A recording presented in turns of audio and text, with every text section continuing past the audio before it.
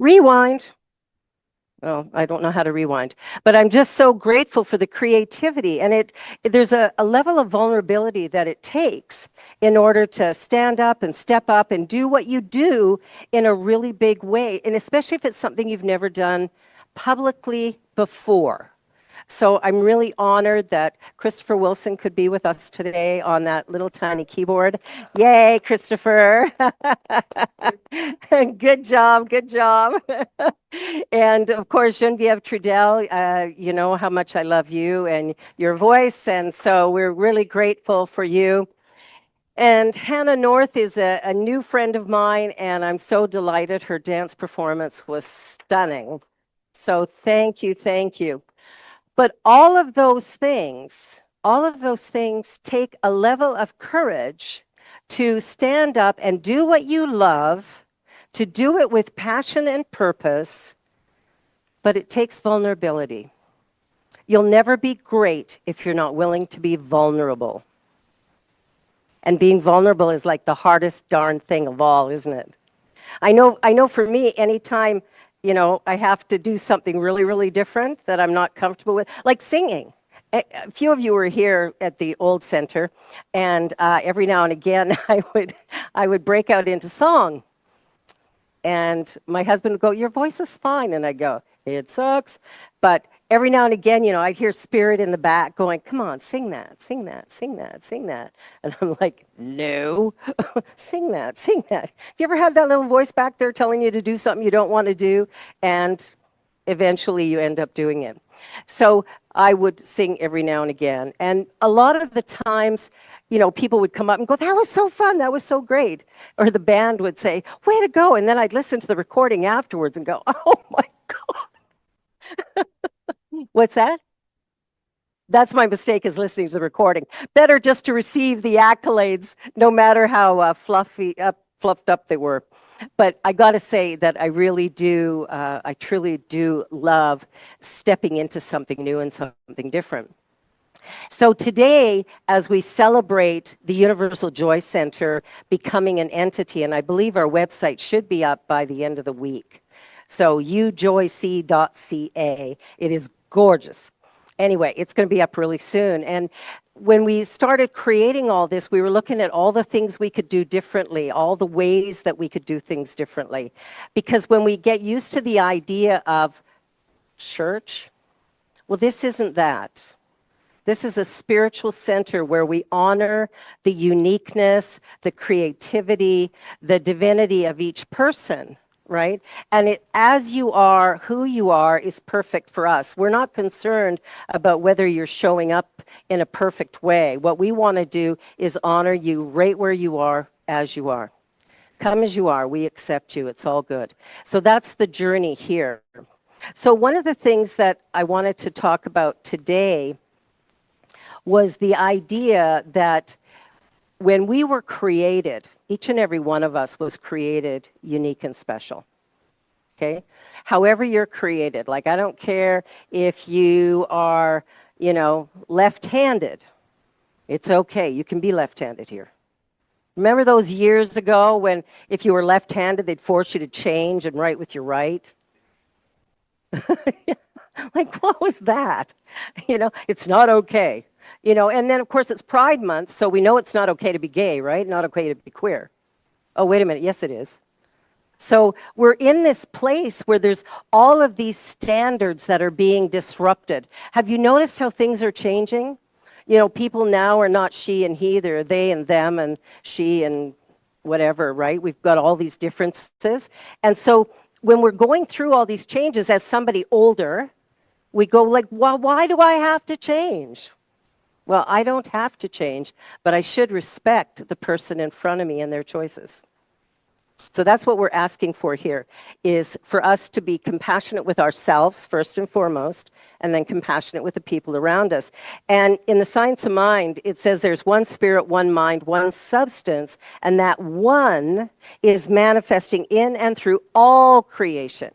So all of us have that within us. We're not separate. It's right here.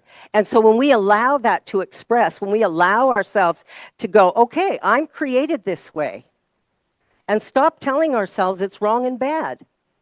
It's not wrong and bad. It's right and perfect. There's people with autism. Yes, that was created right and perfect.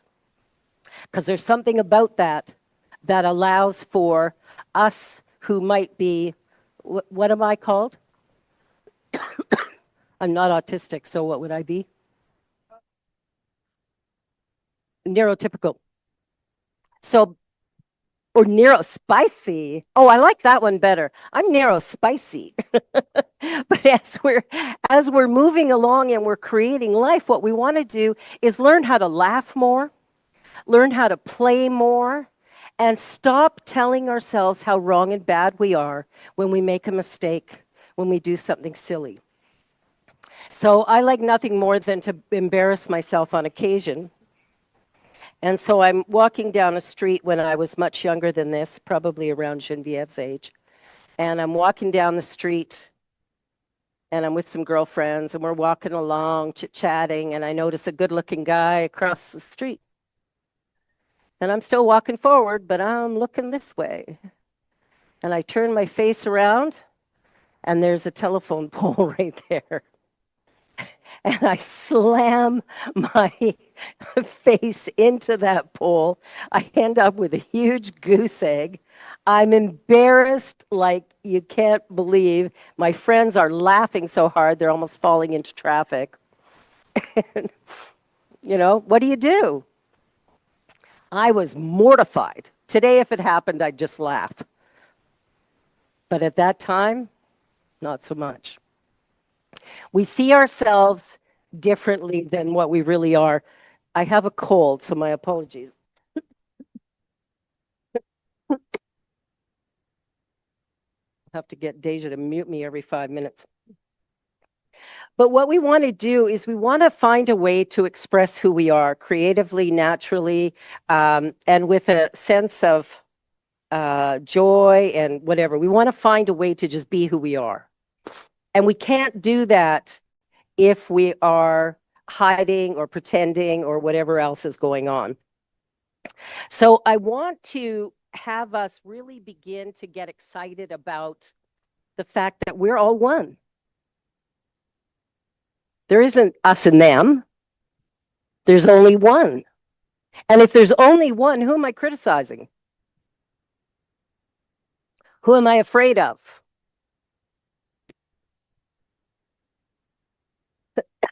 We got a buzz going on back here. Oh, JJ's going to fix it. Great. We tend to hide all the time. We have different masks for different days of the week, different masks for different people we're going to talk to or visit. We show up differently at the mother-in-laws than we do at our best friends. We, express ourselves differently on a first date than after we've been married for 20 years. That is for sure, isn't it, Terry? That's for sure is right. So what we want to do is just be willing to be vulnerable. And what that takes is in that moment, when you feel the desire or the urge to share something with someone, just do it. What is the worst that could happen? If I turn to somebody and I say, hey, I love you, am I concerned about how they take it? I tell strangers all the time that I love them. I don't know how they take it, but they always smile. So there must be something okay about it, right? Like there's something in life that if we allow ourselves to really express the divine nature that we are, we will be in a great place.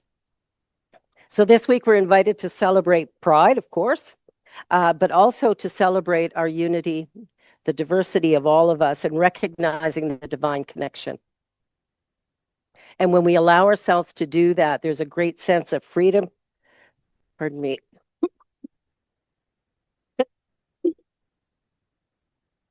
This is what talking does when you have a cold. When we choose to be vulnerable, to share our gifts, we begin to heal our traumas. We begin to heal the painful past. It allows us to move into our present with a sense of power. It allows us to show up in a way that is far more exciting than hiding. Got it? Good. So while we may not always agree with each other, which we know is true, it's important to begin to practice talking to each other real, right? If there's something you don't like, just say it. How many people have been married for, let's say 5 years, and there's something about your partner that really, really bugs you, and you've never said a word about it? Nobody? One hand slowly goes up, then another. Or said it the wrong way. Exactly. I said it the wrong way. That's the other way that we do it. If there's something that annoys us, I would do it to Pierre. Anybody who went to CSL Toronto would remember stories like cupboard doors being left open. I never told Pierre that, close the cupboard doors all the time because I don't like it. But on Sunday morning, I would talk to the congregation about that. And of course, he's sitting in the congregation. And so he's hearing me say, why are you leaving the cupboard doors open? Somebody's going to bang their head. Um, he doesn't leave them open anymore. But he does leave them open sometimes. Yeah, sometimes. When he's doing the dishes, but afterwards. Well, it's that journey that we're on. Sometimes we want to say things. And so he's told me many times, like, stop telling people everything I do. And I'm like, well, you married me. You knew what I did for a living. And you got to expect that you're going to be part of my life. You're going to be part of my stories. So Genevieve shared a story with me this morning, which was truly funny. Oh, my mic is working. She was going to wake her dad up. He was sleeping on the couch. And so she's trying to wake him up and he won't wake up. And so finally she pokes him. And so he wakes up and he goes, poke, poke. Like, of all the silly responses. We as human beings are silly. We have quirky little habits. We have ways of doing things that might be fun for us, but might be annoying for somebody else. We have ways of being that are unique to us, and we should stop trying to change ourselves. I'm serious. You're not broken. You don't need to be fixed, and there's nothing about you that you have to change. Now, then there's your behavior. Your behavior might need a little work, okay? But who you are is perfect, whole, and complete. Behavior, yeah, well, we'll work on that. So we're all on this journey, and we're all having this opportunity to be what we were created to be. And so if you want to sing a song, sing a song. Sing a song, sing it loud. I don't even know the words. But what we want to do is get into that space where we go, what is in me to do today? What is in me to do now? I think even when you were on Broadway, 2 years ago, Rico, that was a little scary for you? Yeah. First time on Broadway? Wow. I'd be scared too, but man, that's exciting. The idea of really stepping out and doing something different is the power we have to create a remarkable life. If you're playing it safe, if you're sitting in your little, what you call a comfort zone, now think about your comfort zone for a minute. Is it comfortable or uncomfortable? Uncomfortable usually. So I call it the familiar place. Because it's familiar, it feels safe. Even if it's bad, it feels safe because it's familiar. And sometimes we have to take familiar and set it aside and step out on a limb and go, you know what? There's a power in the universe that I am using right now, and it's got my back. Not just now, but all the time. No matter what I want to do, when I want to do it, how I want to do it, God's got me. So what am I afraid of? What is there to be afraid of? Of all the things that have happened to you in your life, you know, all that bad stuff that's happened to you, all that stuff that's made you crazy, the stuff that, you know, you've spent the last 30 years in therapy going, how am I going to get rid of this? So the stuff you're trying to get rid of by, you know, smoking a little pot or drinking a little, you know, hooch or whatever. I don't think people call it that anymore. But all those things we do to hide what we're truly feeling and who we really are, we need to stop all that because that's a mask, right? We're hiding the essence of us by doing those things. And sure, those things are fun. You know, I remember one time, okay, now I'm really stepping out on a limb. I remember one time when I was very young, very foolish, girlfriend and I went to a wine tasting party. We're in our 20s. Wine tasting party sounds good, right? So we took a bottle of tequila with us. Not a Mickey, but a 2-6er. And we drank it. Now, I weighed about 112 pounds at the time. She probably weighed 110. And we were drinking wine with that. Well, I got to tell you, it wasn't pretty. I really don't recall much after that. But I woke up the next day and, you know, I was okay. Nobody had harmed me or hurt me, although that could have happened, but it didn't. The thing is, we do foolish things sometimes. Our behavior does not define us, and our behavior can change. We can turn around and go, what I'm doing is not working for me. And so what I want to do is create a life that does. And when we create the life that we really want, when we get in that place where we're excited about what we're doing and excited about who we are, we no longer need things like tequila and wine to make us sick. That's all it did. We don't need that kind of thing to stimulate us to be funny. We don't need it to stimulate us to connect. We're willing to talk to people. I used to be really shy and introverted, so having a drink would, I could not be so afraid anymore. Well, I don't need to do that anymore. I rarely drink because I don't need it. I'm living on life. Just living one day to the next, doing whatever, right? So the journey that we're on right now is that we want to get comfortable, or we're not going to get comfortable with vulnerability, but we just need to be vulnerable, period. And it's going to be uncomfortable always. When you step into something brand new, it is going to be uncomfortable. But there's nothing to fear in discomfort. The discomfort comes from maybe the stories we were told as children about what we can and cannot do. My mother was a great soprano. What did I get told as a little kid? You can't sing, so don't do it. My music teacher over here told me that's not true. She's Genevieve's music teacher too, but she was mine for a little while, and she will be again. But she told me that's not true. She's teaching me piano. I have to take my nails off soon. But the journey that we're on and the way that we do things, we have a choice in life to be who we are or to live with regret. We get to an age where we haven't done the things we wanted to do, the things that we felt we could do, the things we felt compelled to do, and we didn't do them. And we didn't do them. Why? Because somebody said we're not good enough, and we believed them. Somebody said, well, you're not tall enough for that, or you're not strong enough for that. There is an 82-year-old woman in a powerlifting Olympic seniors event. 82 powerlifting, come on. My former father-in-law went skydiving for his 80th birthday because thought that would be fun. He had never done that before.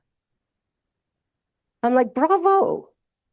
So what is it that you dream about? What is it that you've been thinking about? What is the thing you've been imagining for yourself that you've been holding off? What are the stories you're telling yourself that are flat out lies? And I know they're lies because I know you're perfect, whole, and complete. So if you're telling yourself you're bad and wrong, you're telling yourself a lie.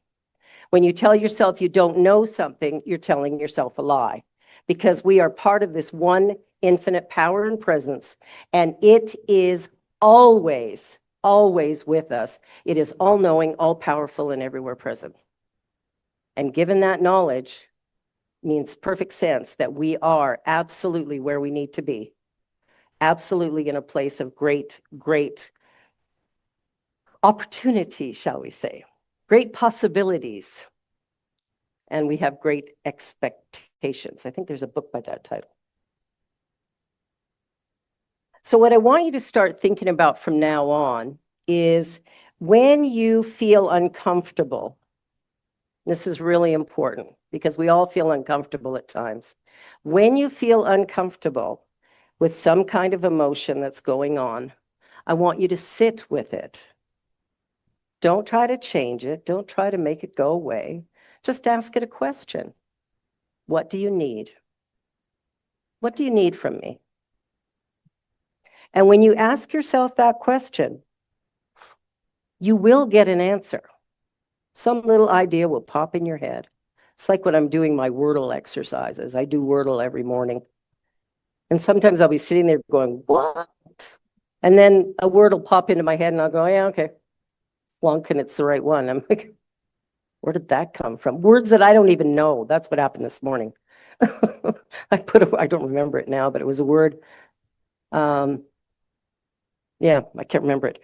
But it was a word that I didn't know. And so I just typed in a bunch of letters thinking it would go, yeah, scrap that. But no, it was accurate. So we want to stop stopping ourselves. You know, there's a great mad video of, what's his name? Oh, shoot. Can't tell that story. Can't remember his name.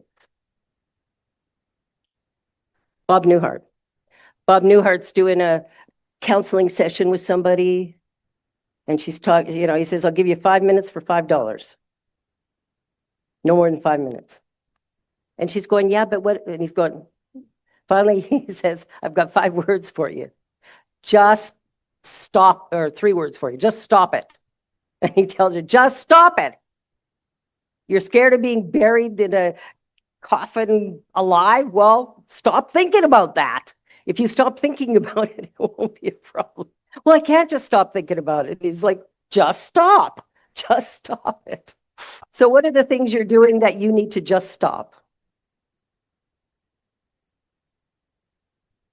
Get vulnerable. Get real. Get out of your comfort zone. Do something absolutely outrageous that you've always dreamed of doing. Just be you. Just be you.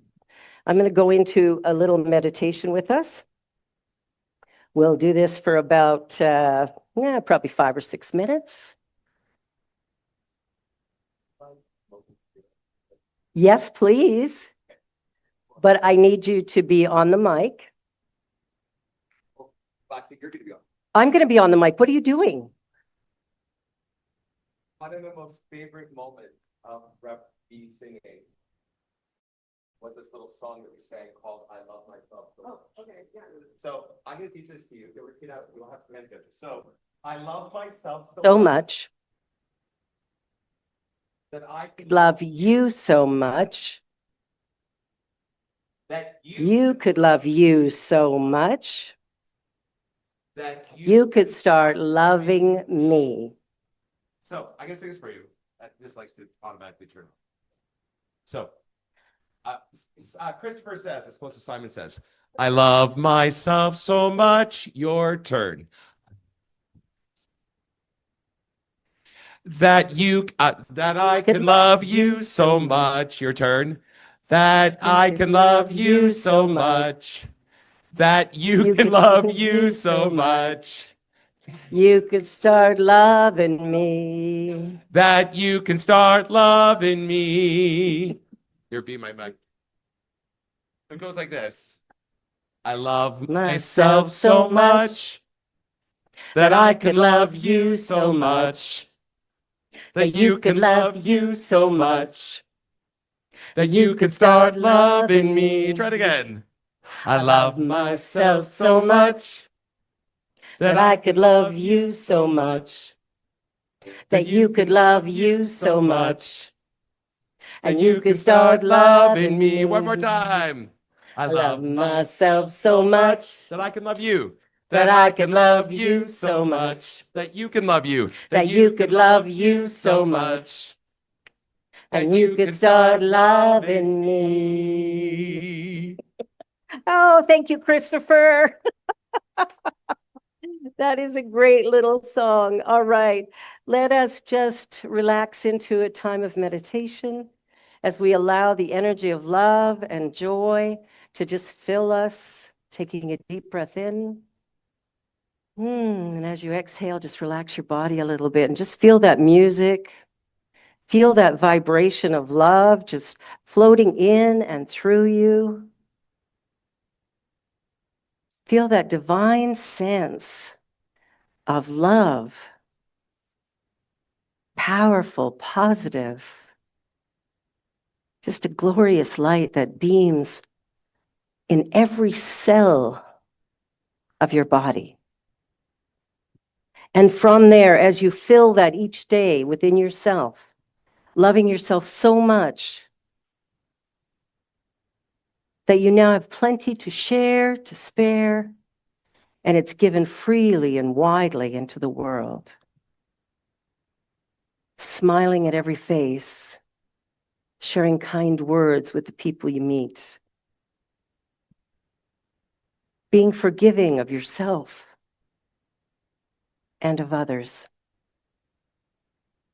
Love is a powerful, positive, creative, dynamic experience.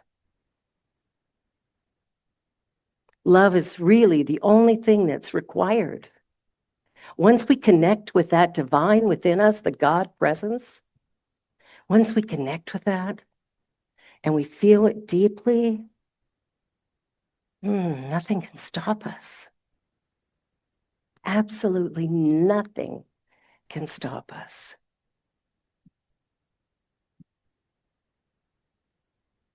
Feel the energy of that beautiful heart. Imagine it glowing bright, beautiful, bright white light.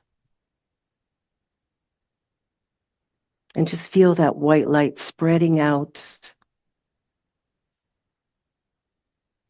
beyond the confines of this room and of your home. And feel it just spreading wider and wider until it fills every corner of the universe. That everything is touched by that vibration, lifting, expanding.